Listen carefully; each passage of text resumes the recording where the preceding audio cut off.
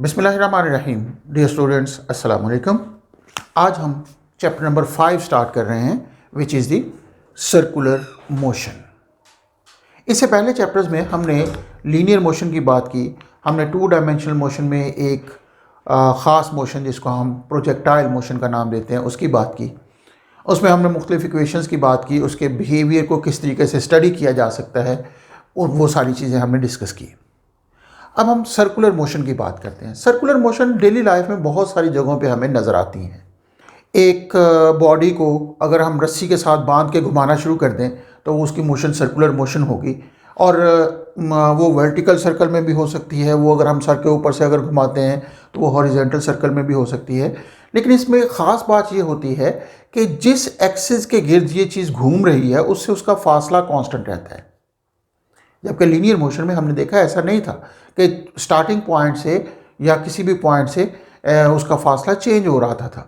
तो इसका मतलब ये है कि यहाँ पे जो पोजीशन में चेंज आती है वो लीनियर पोजीशन में चेंज नहीं आती, बल्कि एंगुलर सेंस में चेंज आती है कि एक पॉइंट से दूसरे पॉइंट तक जब बॉडी मूव करता है तो उसके एंगल में चेंज आती है। तो इस वजह से हम इसको सर्कुलर मोशन में एंगुलर का लफ्ज़ यूज़ ज़्यादातर करते हैं, क्योंकि जब हम इसकी बात करेंगे तो विद रिस्पेक्ट टू एंगल ही बात करेंगे। इसके अंदर बहुत सारे हमारे पास टर्म यूज़ होंगी जिस को हम वन बाय वन देखेंगे।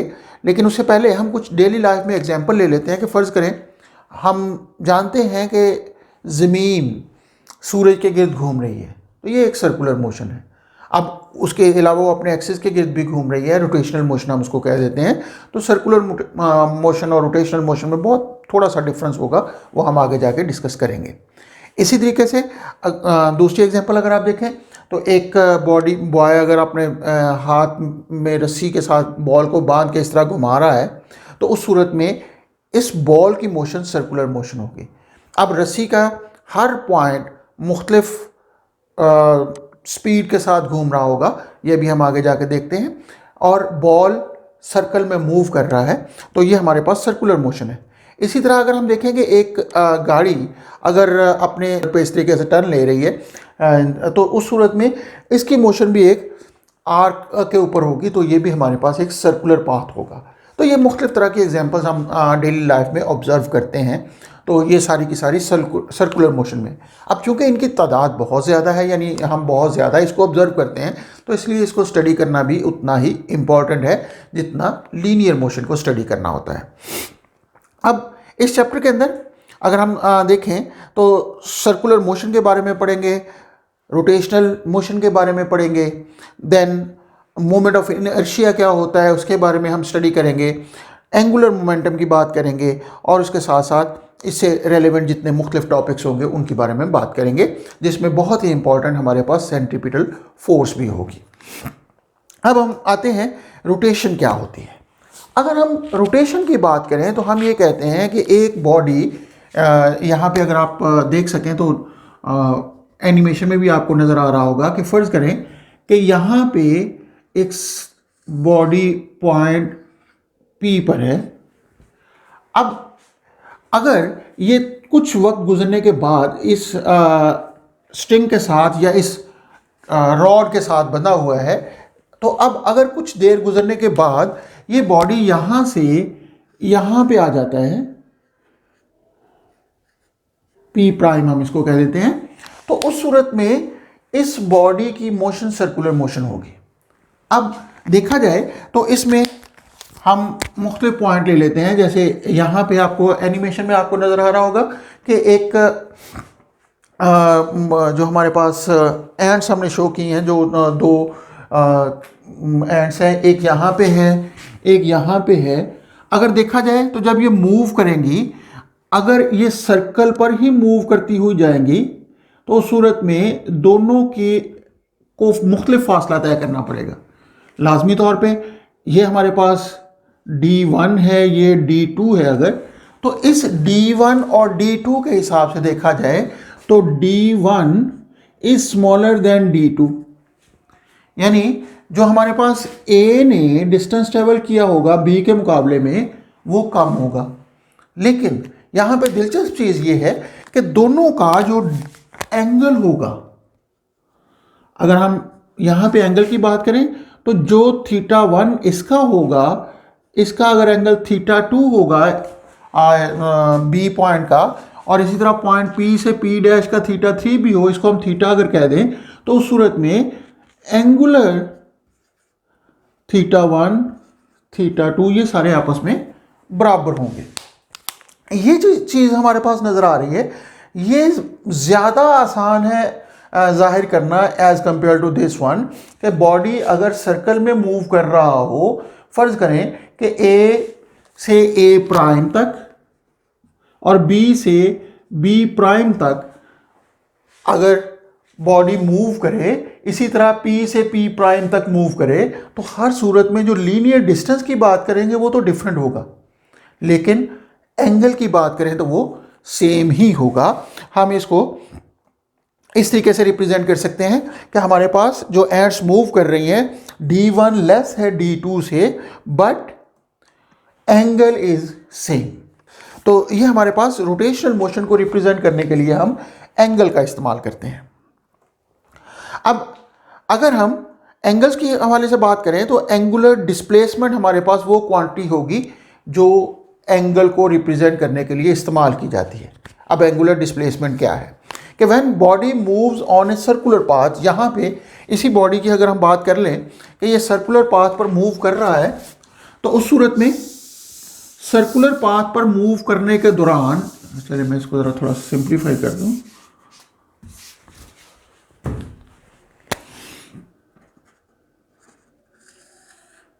अगर फर्ज करें कि ये एक रिजिड लाइट वेट रॉड है जिसके साथ हमने इस बॉडी को बांधा हुआ जो इस वक्त पॉइंट पी पर है, P1 कर लेते हैं, उसके बाद कुछ वक्त गुजरने के बाद वो बॉडी पॉइंट P2 पर चला जाता है, तो उस सूरत में angle at the centre, this one is known as angular displacement. यानी हम यहाँ पे पोजीशन में चेंज जो जाहिर करेंगे वो एंगल के लिहाज से बात करेंगे कि इस सेंटर ऑफ रोटेशन पर जो एंगल उसकी इनिशियल और फाइनल पोजीशन के रेडियस वेक्टर बना रहे हैं वो एंगुलर डिस्प्लेसमेंट कहलाता है। आप इसको इस तरह समझ लें कि अगर फ़र्ज़ करें कि हमारे पास ये एक जी एक्सिस के रोटेशन है, तो जी एक्सिस लाजमी तौर पे वो एक्स वाई प्लेन में होगी। अगर वो एक्स वाई प्लेन में है तो अल्टीमेटली वो हमारे पास जो एंगल बन रहा होगा उसकी इनिशियल और पोजीशन फाइनल पोजीशन के दरमियान वो एंगुलर डिस्प्लेसमेंट कहलाएगा। तो एंगल अगर फ़र्ज़ करें कि ये यहाँ से बॉडी यहाँ तक चला जाता है, इस तरह के ये delta theta small angle P3 कर लेते हैं इसको, तो when it moves on a circular arc making a certain small angle at the centre of the circular path, तो इसको हम एंगुलर डिस्प्लेसमेंट का नाम देते हैं। तो it is the angle subtended at the centre of the circular path when moves on a circular path. हम कह सकते हैं कि एंगुलर डिस्प्लेसमेंट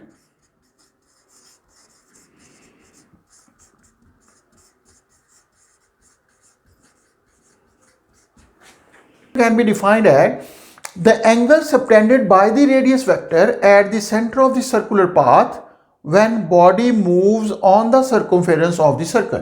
यानी जब बॉडी इस तरह सर्कमफेरेंस के ऊपर बॉडी मूव कर रहा होगा तो यहाँ ये उसकी अगर इनिशियल पोजीशन है, ये उसकी फाइनल पोजीशन है, तो ये एंगल थीटा इसका एंगुलर डिस्प्लेसमेंट कहलाएगा।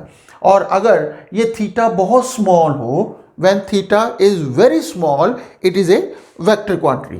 हम ये कह सकते हैं कि थीटा उस वक्त हम वेक्टर क्वांटिटी लेंगे जब ये बहुत स्मॉल हो, और इसकी डायरेक्शन मालूम करने के लिए हम राइट हैंड रूल का इस्तेमाल करते हैं। राइट हैंड रूल क्या है? फ़र्ज़ करें कि एक बॉडी हमारे पास सर्कल में मूव कर रहा हो, सर्कल में मूव करते हुए बॉडी को अगर फ़र्ज़ करेंगे इस तरह ये मूव कर रहा है, तो ये एक्सिस ऑफ रोटेशन है जिसके गिर्द ये रोटेट कर रहा है, तो हम बॉडी के एक्सिस ऑफ रोटेशन को राइट हैंड में इस तरह ग्रैस्प करते हैं कि हमारे जो कर्लिंग फिंगर हैं those are in the direction of motion either clockwise or anti clockwise, और जो एक्सटेंडेड थंब होगा that will indicate the direction of angular displacement. तो इसका मतलब ये एंगुलर डिस्प्लेसमेंट की डायरेक्शन होगी, जबकि ये हमारे पास उसकी मोशन की डायरेक्शन है। तो एंगुलर डिस्प्लेसमेंट हमारे पास along the axis of rotation होगा in upward direction in this case. लेकिन अगर हमारे पास ये मोशन ऑपोजिट होती, यानी ये हमारे पास इस तरह आती, तो उस सूरत में हमें राइट हैंड को इस तरह ग्रैस्प करना था कि जो एंगुलर डिस्प्लेसमेंट की डायरेक्शन होती वो डाउनवर्ड हो जाती।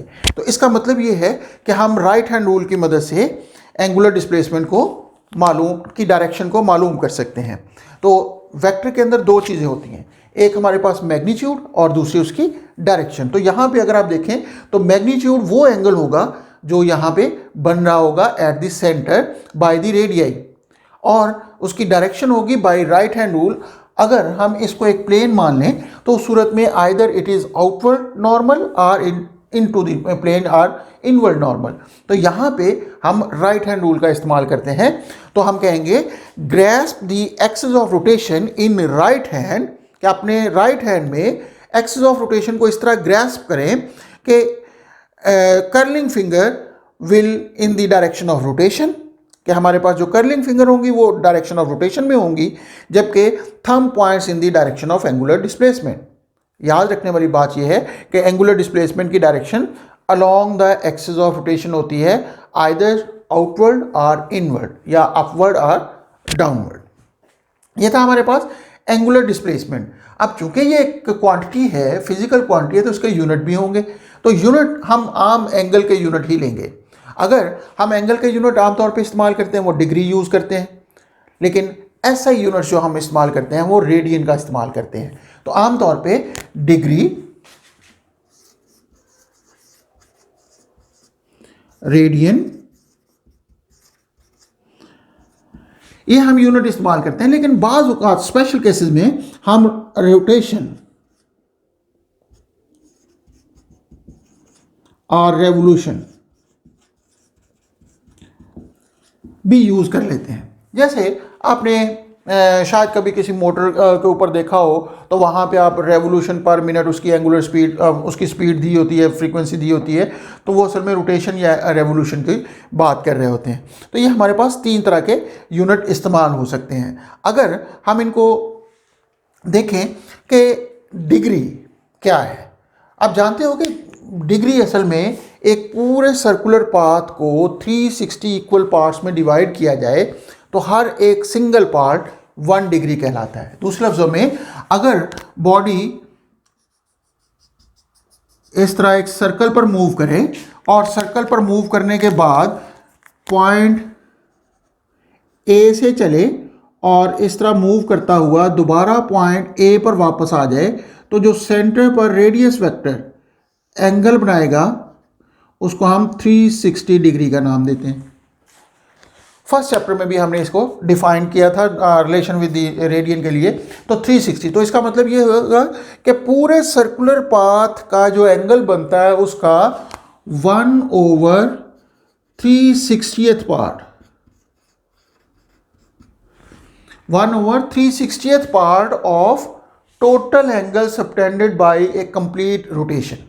कि जब बॉडी एक मुकम्मल रोटेशन मुकम्मल करता है, एक रेवोल्यूशन कंप्लीट करता है, तो उसका 1/360th part of the angle at the centre वो हमारे पास 1 डिग्री कहलाता है।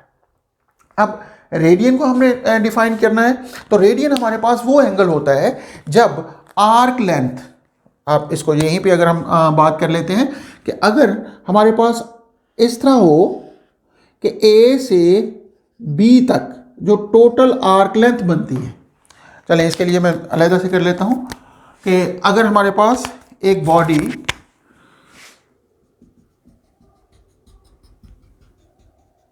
सर्कल में मूव करे इस तरह कि वो पॉइंट ए से पॉइंट बी तक मूव करे, इस तरह के पॉइंट ए पर अगर ये रेडियस हमारे पास आर है, ये हमारे पास जो डिस्टेंस है आर्क लेंथ जिसको हम कहते हैं, इसको एस कह लें, अगर ये डिस्टेंस अगर आर के बराबर हो जाए, if S is equal to R then theta is equal to 1 radian. कि अगर एस आर के बराबर हो जाए, यानी arc length at the circular path is equal to the distance of R, तो उस सूरत में हम उसको angle at the centre will be 1 radian, ये हमारे पास 1 रेडियन कहलाएगा। अब यहां पे देखने वाली बात यह है कि अगर ये 1 रेडियन है और पूरा चक्कर मुकम्मल करने के लिए हमें टोटल जो डिस्टेंस कवर करना पड़ता है वो 2 पाई आर के बराबर होता है, यानी इफ एस हमारे पास आर के बराबर हो तो थीटा किसके बराबर है जी? 1 रेडियन। लेकिन अगर एस 1 के बराबर हो जाए तो theta should be equal to 1 over R. ये यूनिटरी मेथड हम यूज कर रहे हैं, जो हम आम यूज करते हैं कि अगर हमारे पास 12 चीज़ों की कीमत 36 रुपये है तो एक चीज़ की कीमत कैसे निकालते हैं, तो उसको डिवाइड कर देते हैं 12 से, और फिर हम 4 चीज़ों की कीमत निकालना चाहते हैं तो उससे मल्टीप्लाई कर देते हैं। तो अब चूंकि हम चाहते ये हैं कि पूरी रेवोल्यूशन का टोटल डिस्टेंस कितना होगा, आर्क लेंथ, वो हमारे पास 2 पाई आर होगी। तो ये अगर हम कहें कि 2 पाई आर करें तो थीटा किसके बराबर होगा, तो 1 ओवर आर को हम मल्टीप्लाई कर देंगे 2 पाई आर के साथ, तो इसका मतलब ये रह जाएगा 2 पाई रेडियन। तो इसका मतलब ये हुआ कि जब बॉडी एक चक्कर मुकम्मल करेगा तो जो सेंटर पर उसका एंगल बनेगा वो 2 पाई रेडियन बनेगा। यहां पे हमने देखा था कि एक पूरी रेवोल्यूशन की सूरत में हमारे पास 360 डिग्री बन रहा है, तो इसका मतलब अगर इन तीनों के दरमियान रिलेशन मालूम करना चाहें तो हम कह सकते हैं कि 1 रेवोल्यूशन को हम 360 डिग्री कह सकते हैं, और इसके साथ साथ एंगल की सूरत में 2 पाई रेडियन भी कह सकते हैं। इट मीन्स कि 1 रेडियन हमारे पास आ जाएगा 360 degree over 2 pi, it means ये आ जाएगा 57.3 डिग्री। तो 1 रेडियन 57.3 डिग्री बनता है। तो ये हमारे पास रिलेशन आ जाता है इन तीनों के दरमियान, डिग्री, रेडियन और रेवोल्यूशन के दरमियान। तो हम कह सकते हैं कि एंगुलर डिस्प्लेसमेंट हमारे पास वो एंगल है जो सेंटर पर बनता है at the circular path when body sweeps on to a circular path. तो बाय द रेडियस वेक्टर इसके यूनिट डिग्री, रेडियन या रेवोल्यूशन हो सकते हैं, और हमारे पास 1 रेवोल्यूशन 360 डिग्री या 2 पाई रेडियन के बराबर होता है। ये इनका कन्वर्शन रिलेशन भी बन जाता है।